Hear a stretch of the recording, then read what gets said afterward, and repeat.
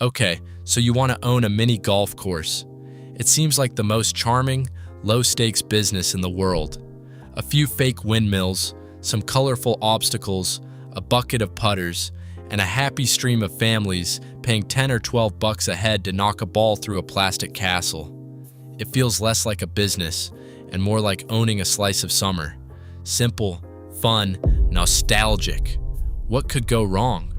Quite a bit, actually, because the mini golf course is one of the most misunderstood businesses in America, and it hides a few surprises that completely change how you should think about it.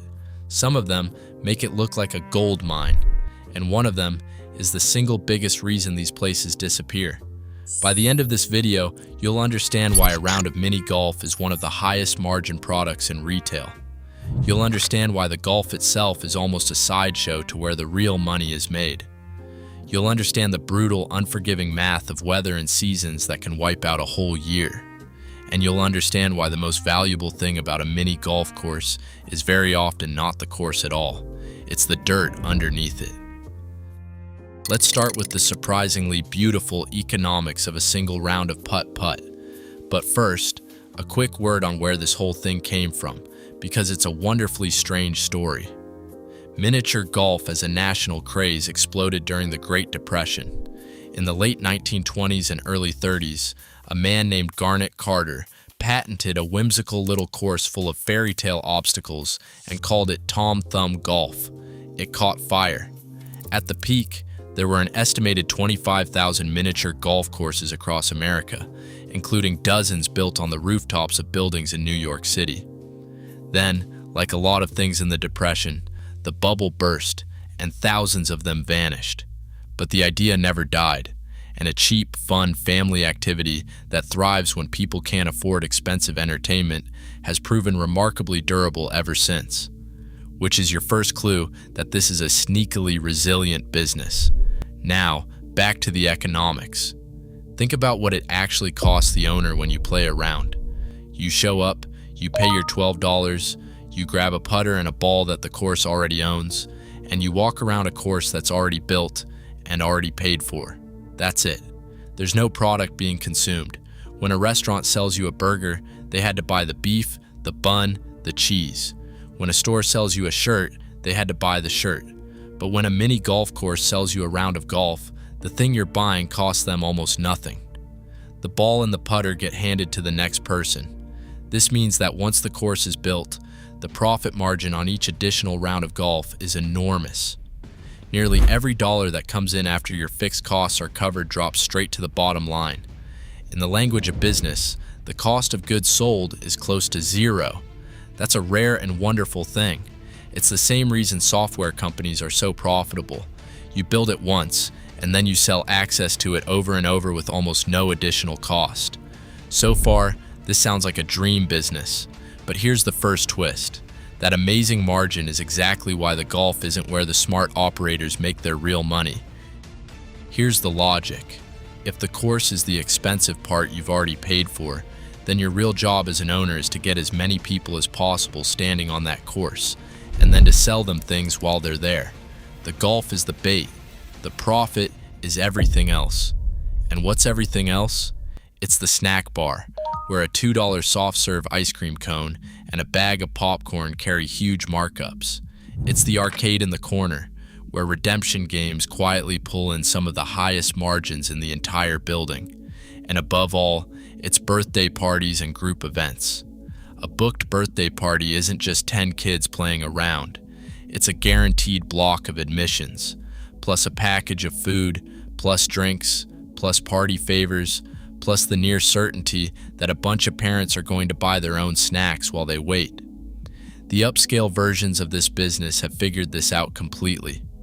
At some of the trendy new competitive socializing venues, the ones with cocktails and fancy courses, the golf itself is only about 40% of the revenue. The rest is food, drinks, and games. So the mini golf course is really a food and entertainment business that happens to use golf as the thing that gets you in the door. If you own one, and you're only thinking about ticket sales, you're missing where most of the money actually lives. But if you thought the high margins made this easy, wait until the weather turns. because this is where the dream can become a nightmare. Most mini golf courses in America are outdoors, and that means they are completely at the mercy of the weather and the calendar. In much of the country, you might only have 4 to 6 good months a year where people actually want to spend an afternoon walking around outside hitting a golf ball, which means you have to earn 12 months of overhead, your rent, your insurance, your maintenance, your loan payments, in a handful of warm months. Now imagine it rains, not for a day, but for a stretch of weekends right in the heart of your season. A rainy Saturday in July isn't just a slow day. It's a day you can never get back. In a year where you only had a few dozen good ones, a single bad summer, a cool spring, an early cold snap in the fall, and your entire year's profit can evaporate. This is the hidden brutality of the business. All those beautiful high margins mean nothing if the customers can't come, and whether they come is largely out of your control, dictated by the sky. This is why so many operators fight back against the weather. Some build their courses indoors, under blacklight, so they can run 365 days a year. Others bundle in weather-independent attractions, go-karts, laser tag, arcades, batting cages, turning a simple course into a full family entertainment center that isn't so dependent on a sunny afternoon. The whole industry is, in a sense, a long war against the calendar. But now we come to the biggest secret of all, the one that determines the fate of more mini golf courses than weather or margins or anything else. And it's about the land. On this channel, we've seen again and again that for most everyday businesses, owning the real estate is the smartest move you can make. The mini golf course takes that idea and pushes it to its logical extreme, because very often, the mini golf course isn't really the business at all. The land is the business, and the mini golf is just a pleasant way to make a little money off that land while you wait. Think about where mini golf courses tend to sit: on the beach boardwalk, along the busy tourist strip, on a commercial corner in a growing suburb. In other words, on some of the most valuable real estate around. And here's the uncomfortable truth: a mini golf course, even a successful one, generates a fairly modest amount of money per acre compared to what that same land could earn as a hotel, a condo development, or a shopping center. So what happens over and over is this: a family runs a beloved mini golf course for 30 years. The town grows up around them. The land underneath the course becomes worth a fortune.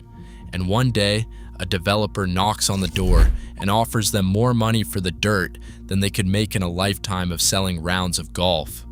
And the course, the windmills, the castle, the decades of birthday parties, gets bulldozed to make way for condos. This happens constantly. Iconic courses in tourist towns get sold and redeveloped, not because the mini golf was failing, but because the mini golf was succeeding just fine, and the land was simply worth far more as something else. For the owner, the mini golf course was never really the asset. It was a way to earn a steady income off a piece of land that was quietly becoming their retirement fund. The real business was buying and holding that dirt. And if you want proof that the smart money understands this, look at who's pouring into the fancy end of the business.